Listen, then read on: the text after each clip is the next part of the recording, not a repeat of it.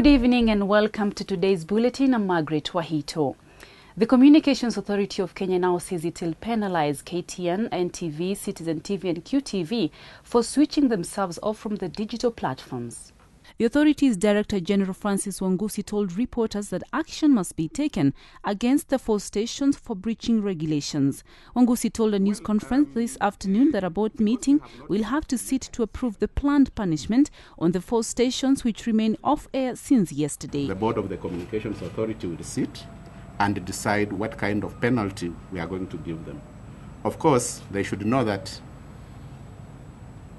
they will not come back on the digital platform until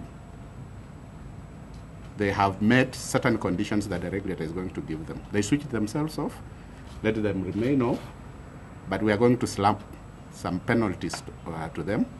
Information Cabinet Secretary Fred Matiang'i, who spoke at the same press conference, condemned the action by the media houses, terming it an attempt to intimidate and manipulate the government. We are not going to be intimidated, and we will not be blackmailed. And they had better come to terms with this reality. We're not going back on digital migration. And they can stay off as long as they want. We are not going back on digital migration. They had better get that loud and clear. We're not going back.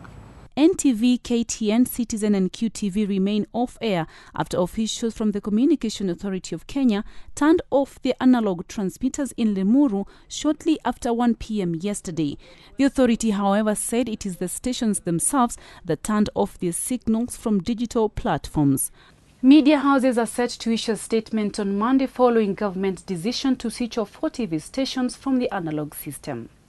NTV, KTN, Citizen and QTV remain off-air after officials from the Communications Authority of Kenya turned off their analog transmitters in Limuru shortly after 1 p.m. yesterday. This afternoon, the authority announced that it will penalize the stations for switching themselves off the digital platforms after the government turned their analog transmitters off. Kenyans will now begin to feel the effects of the international drop in fuel prices following the latest price review. In the energy regulatory announcement, pump prices have reduced considerably, with super petrol dropping by 8 shillings and 17 cents to 84 shillings and 71 cents in Nairobi. Cost of diesel is down by 7 shillings and 83 cents to 75 shillings and 52 cents, and kerosene down to 52 shillings and 40 cents. It is the highest drop in fuel prices. The new fuel prices took effect on Saturday night. 3 men arrested on Friday for allegedly killing Kabete MP George Mushai will be arraigned in court tomorrow morning. Police are investigating the killings of the MP, his 2 bodyguards and a driver, say they are finalizing the probe and preparing murder files against the suspect. The 3 were arrested in Kino, where a G3 rifle said to have been used in the killing was recovered. Police say they also found the 3 suspects in possession of a pistol stolen from one of the MP's bodyguards.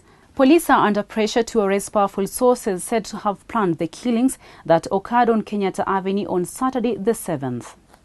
Florists in Nairobi are complaining of poor sales during this year's Valentines Day, which fell on a weekend. Most of the florists interviewed by Capital Newsbeat believe they could have made much more sales were the Lovers' Day to fall on a weekday like previous years. Nafikiria shida inaweza kuwa ni vile saa hii ni weekend. Sana inakuwaga Valentine inakuanga busy on weekdays kama Fridays, Thursdays, hiyo ndio tuna expecting tunafanya kazi, lakini vile ni Saturday inaenda slow. Florists usually make huge sales whenever the day fall on a weekday because most lovers are in town as opposed to the weekend when most people are in their homes. Others depend on corporate clients who buy flowers and other Valentine's accessories for their clients as appreciation. By now last year by 1, I had sold so much. I was even asking for others from the office to bring other flowers. The business was good. And people, I think last year they had a lot to spend, not like this year. Though most Kenyans have downplayed the day recognized globally as a day for lovers, there are a few who planned to spend the day with their loved ones to celebrate their love. Not today, the special day. We must give the flower to the person we love. So, as we have the wife, then we buy for the wife. Yes. For these and more stories, remember to log on to www.capitalfm.co.ke/TV. I've been your host, Margaret Wahito.